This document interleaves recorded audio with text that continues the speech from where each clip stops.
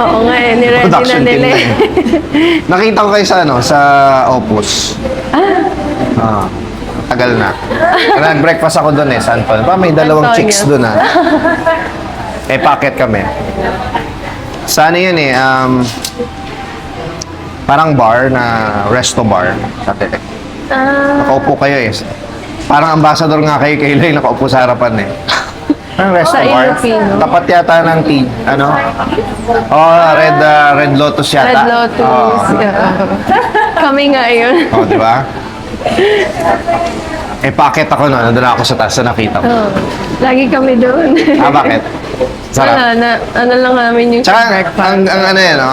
Ako naman, dun sa Antonios. Oo, Pag kami nag-crave din. ako, dun ako. Okay, anyway, go. Anong gagawin? Haircut and then yung roots ulit. Okay, so roots and haircut. Maintain yung color. Gets.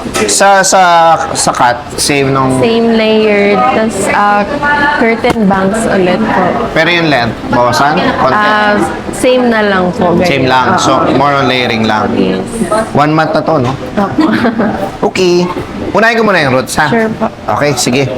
Mamaya ako na kulayan. Mamaya ako na gupitan. Okay. Sige, sige. Paredy ko lang, ha? Okay po. Ganda, no? Mali sa'yo.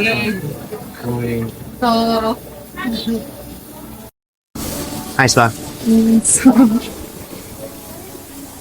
Nagustuhan mo na yung color mo, no? Yes po.